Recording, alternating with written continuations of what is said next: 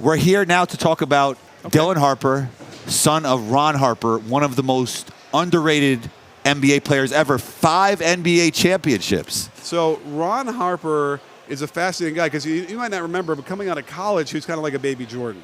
Before he got hurt and before he got grounded. Clippers. The Clippers. But even before, like in college, my memory is a fog, but I swear I had I know I had season tickets to the UIC Flames in Chicago. And I think Ron Harper came through with Cleveland State, wherever he was playing. I can't remember now, forgive me.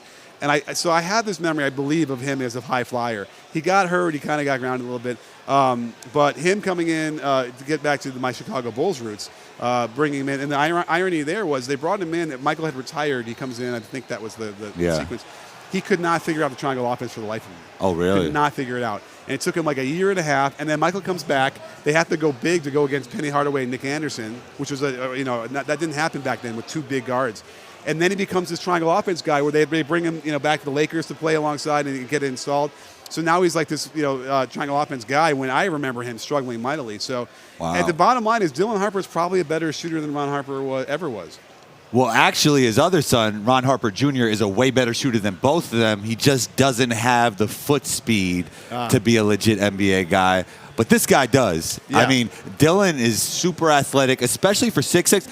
He reminds me of Kobe White in the sense that he's a bigger guard but moves like a smaller guard. Oh, yeah. Remember we talked about Twitchy in the other show? Yes, he's twitchy. He is so polished already. He plays under control. Yeah. He gets guys in jail behind him. He slows down. He speeds up. I got to tell you, I was extremely impressed to see that. So now I see, when we're looking at guys, we talked about Reed Shepherd already. When I saw Harper playing, I was, again, just really impressed with how polished. He looked like a vet out there. Now, he's not making a ton of shots or he's not going crazy all over the place, but his finishing and his explosiveness and his shiftiness is really something that you don't often see from really young players. How do you feel about his shooting? So he's a lefty, right? Yeah. And a lot of lefties tend to be good shooters just naturally, probably because the righty coaches leave him alone. Combo's a lefty, by the way, but go ahead. That's proceed. Right. So I like it. Good alignment. The rhythm is there. I don't know how well he's shooting. I don't think he's shooting amazing. You're right. But good quick release. I think that there is something there. Do you know what he shot in college? I think around 35. Yeah. So, and that looks like that's an easily attainable goal for him, alongside him getting to the basket and facilitating. I'm really impressed with this guy. I think he's going to have a really good year. Speaking of college, are you concerned about 2 guys being top 5 picks, even though Ace Bailey was the 6th pick because for whatever reason it was, not being a good college basketball team? It makes no sense. Even if you were a good player at a high level. I was actually a really good player back in the day, believe it or not. But even if I was on the team with them and a bunch of guys like me, you still got to make the tournament with 2 top 6 players. I can't figure out what was going on. Now, I haven't watched the footage. Let me know in the comments if you want me. I think I'm gonna do a video on Rutgers to find out how can a college team with 2 top 6 picks not make the tournament? Like they didn't have a winning record. I don't understand. Shouts to Corey from those ceilings. He told me that the supporting cast was absolutely terrible. It would have to be. But I would also say that Cade Cunningham on Oklahoma State.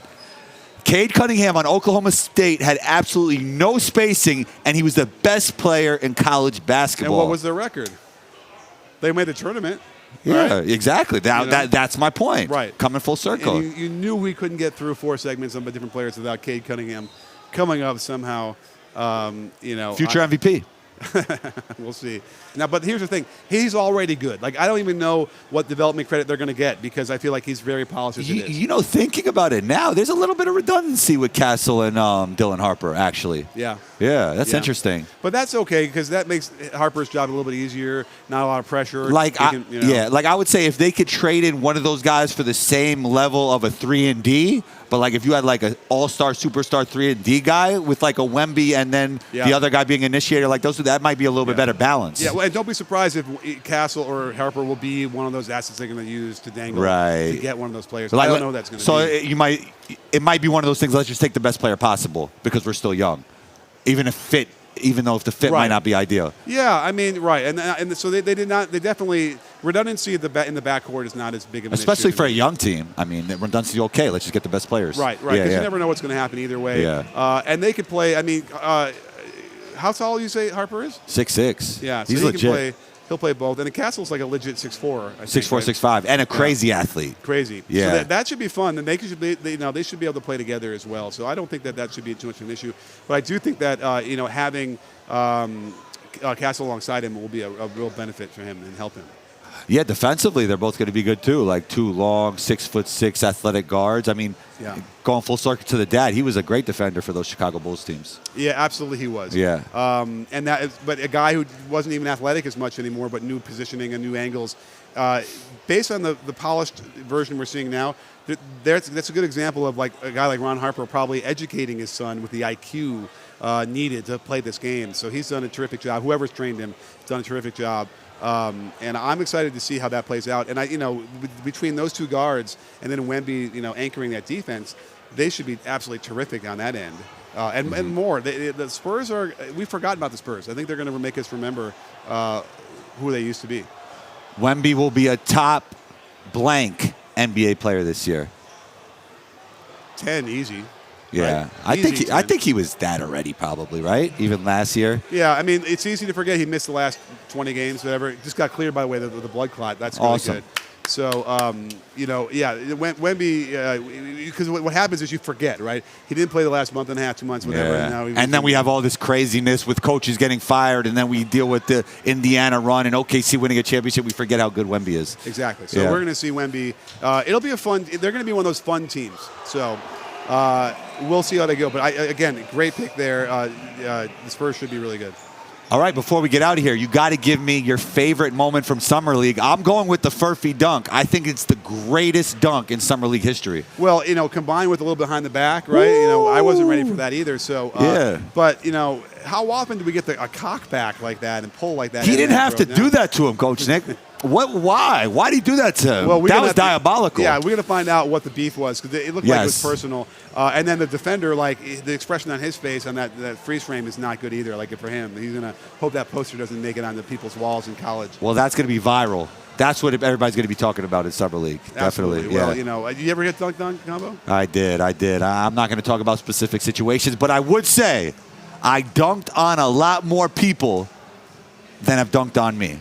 That's a fact. All right. Well, that'd be a good mantra to have. I've dunked on a lot more people than I've been dunked on. But I have been dunked on. I have been dunked on for sure. How about you, Coach Nick?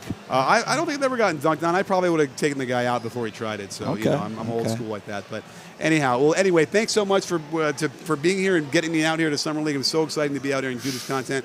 And cannot wait to get back to our regular content as well from our normal situation in our live show. So stay tuned for all of that. And don't forget, sports fans, at B-Ball Breakdown, we're not a channel, we're a conversation.